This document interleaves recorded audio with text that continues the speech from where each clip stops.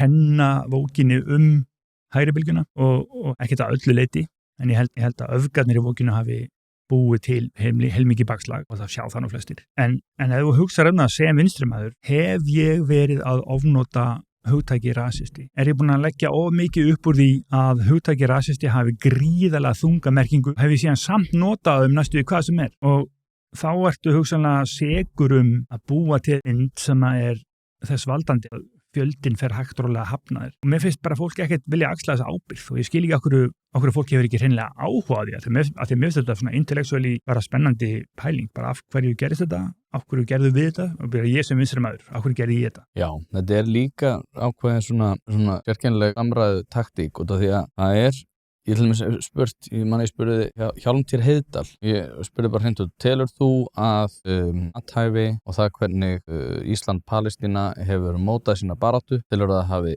aukið stuðningu Palestínu eða minnkað stuðningu Palestínu? Augljóslega minnkað stuðningu Palestínu. Þetta miklu færri spenntir fyrir málstað Palestínu, einfallega út af því hvernig var talað þá sem voru mótfallinir tjaldsvæðinu á Austurvelli og það hvernig mótmælin eru hvernig þau fara fram. Sama gildi með transmálin. Hafa transaktivistar, ég reyndar alltaf taka Uglu út fyrir svega út af því að þótt hún bara vera fín í þessu.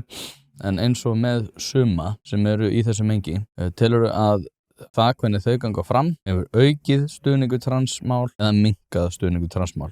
Augljóslega minnkað stuðningu transmál. Og þannig kemur pínu líka slæmt inn í sem að þeir sem eru til dæmis ákveðinu forsvarsmenn, þeir eru ekkert til dæmis eins og Ugla gaggarínir aldrei hóp fyrir það hvernig þau ganga fram. Sama gildi með Palestínumálin og það hvernig til dæmis sem Erla talar innflytjendamál. Þeir sem eru svona vilja að taka svona jákvæða afstöðu gagnvart þessu, til dæmis gagnvart flóttamannamálum, myndi aldrei gaggarína sem Erla. Og það þarf einhvern veginn að passa að þetta okkar vígi, það verður ekkert friendly fire hérna, en sem Erla hefur til dæmis gað stuðning fólks við það að vilja taka á móti fleirum jafnvel. Ég held það.